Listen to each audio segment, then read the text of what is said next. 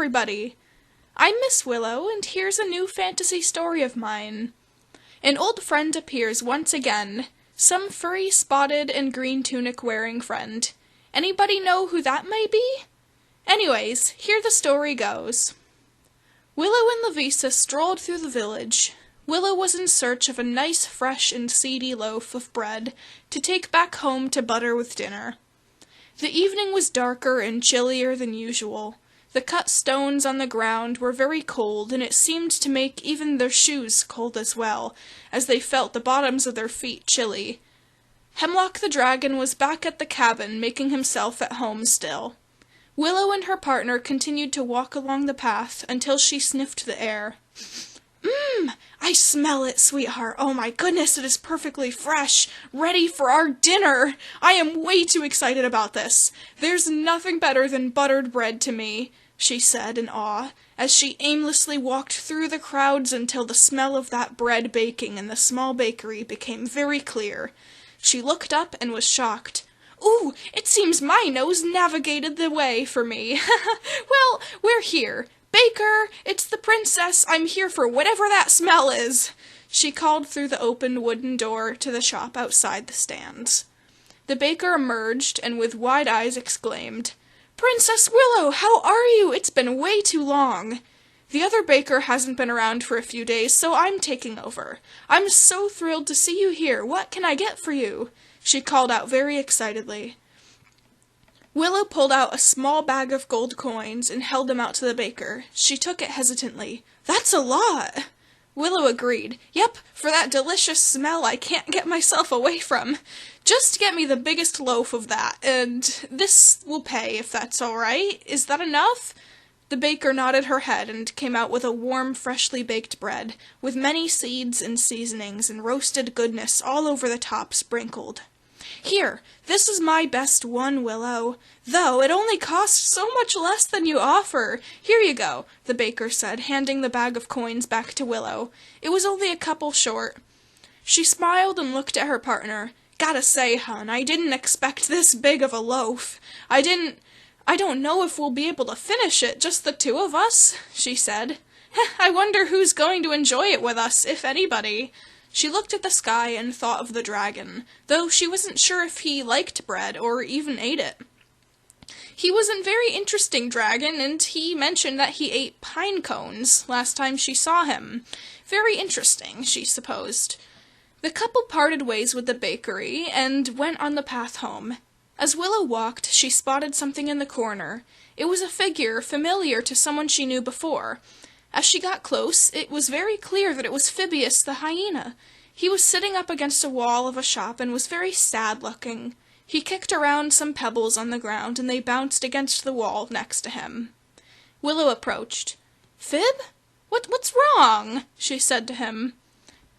He looked at her bread and then, embarrassed, tried to look away and keep his eye contact as far away from the delicious warm loaf as he could. He tried to explain, but could hardly speak. No, I'm fine. I mean, actually, I could use some help, but no, not from you. You're too busy. You have, he pointed sadly at the bread. You have a meal to prepare, it appears. I wouldn't want to disrupt you two. He looked away and closed his eyes. Willow knelt down. No, Fibbeus, you're not a bother. You know that, right? I'm here asking what's up, because I want to help if you'd allow me, she said. The hyena smiled a bit. He spoke. Well, the truth is, I actually am super, how do I put it? Not having a lot of money today, and food was scarce today, I'll say. At least delicious food. I'm a bit jealous seeing anyone, or everyone around here, it seems, with such expensive loaves of bread and such. I never make enough to get anything super nice for myself lately. I know, it's quite embarrassing to me to be telling you this. Willow stopped smiling. Oh, no, don't worry. You can tell us if you need anything. I don't think that's embarrassing to tell me. I can help. How long do you think you are needing any? Fibbeus looked at her. Actually, it was just today that wasn't very well. I just need a moment to gather myself and figure out what I need to do moving forward. I've always been kind of in a rough situation, ever since I was left here in the village. I am a bit established, but not fully, he told her. Willow thought for a second. She whispered something to her partner and then spoke to Fibbeus. We will allow you to stay at our place, friend. Maybe not forever, but a little while, until things are better for you. We'll work it out, won't we? She smiled at Fibbeus, and his heart sank. Yes, I'm coming with you. Thank you, my friend. You are truly a hero to me, Willow, he said, and he ran up and gave her a hug. Willow hugged him back, and she could swear that she heard the nose at the tip of his long snout sniffling a bit. He couldn't have been that grateful to cry, could he? She thought to herself. They led the way back home and helped settle their hyena friend in for the night. Louvisa set the bread down at the counter and started heating it with some butter after some preparations. A salad was being prepared on the side by Willow. Fresh cut tomatoes, lettuces, colorful peppers, some fancy dressings that they had found at the markets in town, and some small cut apples to go along. Oh, and some small raisins. Louvisa helped Willow prepare a mixed bake of vegetables and potatoes and some herby and oily drizzling of seasonings to go on top. Fibbeus watched as all of this came about, as he sat in one of their chairs reading a book Willow gave him to help pass the time. He looked up at the cooking every couple of seconds with an astonished face.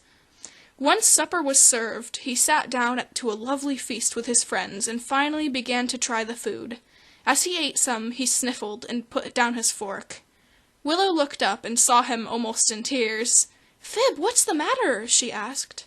Fibbeus hesitated and then responded, "Well, you might not have known this, but this is the largest and most delicious meal I can remember having. That bread is such a big loaf, never seen ones that big, other than the ones made for dragons who stop by. I've never had such an amazing salad, and tasted more than just a flavor or two at a time. Honestly, you guys, I never want this moment to end. Thank you for inviting me," he said, and ate his meal with a wide smile on his face.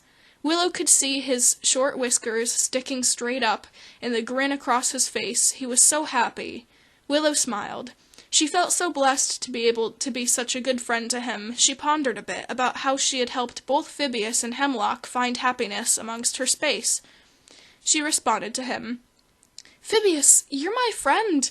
I am very thankful that you told me what it is that you needed, and I could help you make this evening great for you. I'm happy to see you again, too," she said. Once they finished eating, Fibbeus last too, as he savored each bite. They played some games and put out the lights. The moonlight shined inside the windows, and it was time for them all to settle in for the night. Willow and her partner set aside a space in another room that they had a bed in, as a spare, and let that be the place Fibbeus stayed for the little while.